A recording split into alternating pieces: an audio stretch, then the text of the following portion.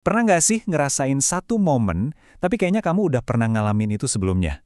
Banyak banget yang mikir, wah ini pasti ingatan dari kehidupan lalu, atau mungkin semacam firasat mistis, gitu kan? Tapi, ternyata sensasi aneh ini tuh justru ngebongkar sebuah rahasia besar tentang cara otak kita bekerja. Jadi, apa sih yang sebenarnya terjadi? Nah, ini dia perasaannya. Kamu lagi jalan ke tempat yang benar-benar baru, tapi tiba-tiba, kok rasanya familiar banget ya? Rasanya tuh kayak kamu ingat, tapi juga nggak ingat. Kayak ada memori yang nyangkut, tapi kamu nggak bisa gapai sama sekali. Bikin bingung kan? Dan kalau kamu pernah ngerasain ini, tenang. Kamu sama sekali nggak sendirian.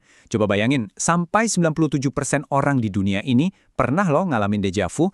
Jadi ini bukan kebetulan atau hal aneh. Ini tuh fenomena manusiawi banget yang, ya emang udah bikin para ilmuwan garuk-garuk kepala selama ratusan tahun. Oke, jadi apa sih sebenarnya deja vu itu? Yuk kita coba bedah bareng-bareng misteri yang rasanya akrab banget ini. Jadi, istilah deja vu ini sendiri sebenarnya udah ada dari lama banget. Tepatnya tahun 1876 dicetuskan sama seorang filsuf Prancis namanya Émile Bouirac. Kalau diterjemahin langsung dari bahasa Prancis, deja vu itu artinya pernah dilihat. Ya, ini langkah pertama banget sih buat ngasih nama ke perasaan aneh yang susah dijelasin ini. Nah, awalnya nih, para ilmuwan tuh ngiranya deja vu itu semacam, glitch. Kayak ada error sesaat gitu di otak kita. Seolah-olah ada kabel yang salah nyambung dikit di sirkuit pikiran. Coba deh kita lihat teori-teori awal soal ini. Teori pertama yang cukup populer itu namanya persepsi terbelah. Gini deh, bayangin ya. Kamu lagi jalan terus ngelirik sebuah toko. Sekilas doang, nggak fokus. Nah, dalam sepersekian detik itu, otakmu udah mulai tuh ngebentuk ingatan. Terus, kamu noleh lagi ke toko yang sama, tapi kali ini dengan perhatian penuh. Harusnya kan otak sadar ini momen yang sama, tapi dia malah keliru. Otakmu malah mikir, loh, kok pemandangan ini familiar ya? Padahal ya karena kamu barusan lihat sedetik yang lalu. Ada lagi teori kedua, ini soal korsleting sirkuit di otak. Jadi gini, normalnya semua informasi baru itu masuknya ke folder memori jangka pendek dulu kan, baru nanti diproses. Nah, teori ini bilang, kadang-kadang ada korsleting kecil yang bikin informasi baru itu salah jalur. Bukannya ke folder jangka pendek, dia malah nyelonong langsung ke folder memori jangka panjang. Hasilnya, pengalaman yang baru aja terjadi langsung terasa kayak kenangan lama. Nah, teori-teori soal glitch ini bukan tanpa dasar loh, ada buktinya. Ternyata deja vu itu lebih sering dialami sama orang-orang dengan kondisi tertentu yang berhubungan sama lobus temporal. Ini bagian otak yang jadi pusatnya memori.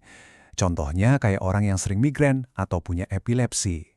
Ini nunjukin kalau ada hubungan yang erat banget antara sensasi deja vu sama aktivitas di area memori otak kita.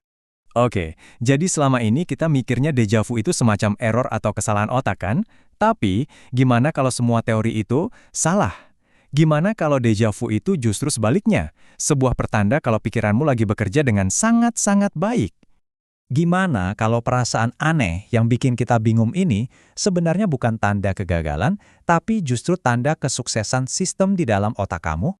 Nah, ini dia nih bagian yang paling keren. Ada sebuah penelitian dari University of St. Andrews yang benar-benar ngejungkir balikin semua teori lama. Hasilnya, deja vu itu bukan kesalahan memori. Justru sebaliknya, ini adalah tanda kalau sistem, sebut aja pengecek fakta di otak kamu, lagi berfungsi dengan sempurna. Cara kerjanya gini, waktu otak di-scan pas orang lagi ngalamin deja vu, ternyata bukan area memorinya yang aktif, tapi justru lobus frontalnya. Ini bagian otak yang tugasnya ngambil keputusan. Jadi otak kamu itu sebenarnya lagi ngomong sama dirinya sendiri. Tunggu dulu, ini rasanya familiar, tapi gue tahu, ini momen baru.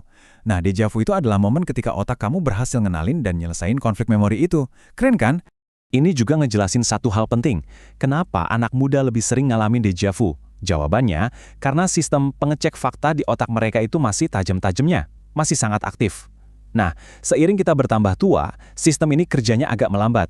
Jadi mungkin ada kesalahan-kesalahan memori kecil yang lolos aja, nggak kedeteksi sebagai deja vu. Eits, tapi tunggu dulu. Ternyata deja vu itu nggak sendirian. Dia punya keluarga fenomena lain yang nggak kalah aneh dan menarik. Mungkin beberapa di antaranya pernah kamu alamin juga, tapi nggak sadar aja. Contohnya, jamais vu. Pernah nggak kamu ngeliatin satu kata yang biasa banget, misalnya kata kursi, tapi kamu liatin terus-terusan sampai kata itu kelihatan aneh dan kayak salah eja? Atau pas lihat muka teman dekat, tiba-tiba ada perasaan sekejap kalau dia tuh orang asing?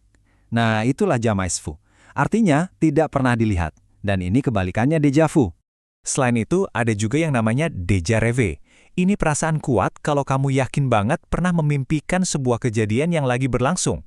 Terus ada déjà sente. Ini lebih ke perasaan familiar secara emosional sama sebuah situasi, tapi kamu nggak ingat memorinya apa. Semua fenomena vu ini nunjukin betapa rumit dan ajaibnya cara kerja memori kita ya. Jadi, kesimpulannya apa? Lain kali kamu ngalamin déjà vu, nggak usah panik atau mikir yang aneh-aneh. Anggap aja itu sebagai notifikasi dari antivirus di otakmu yang lagi kerja. Dia lagi mastiin kalau semua ingatanmu akurat. Jadi, itu bukan glitch atau error, tapi justru bukti kalau pikiran kamu itu sehat dan waspada. Nah, sekarang giliran kamu. Dari semua tadi, mana yang pernah kamu alami? Apa déjà vu yang klasik, jamais vu yang bikin bingung, atau mungkin déjà revu yang misterius?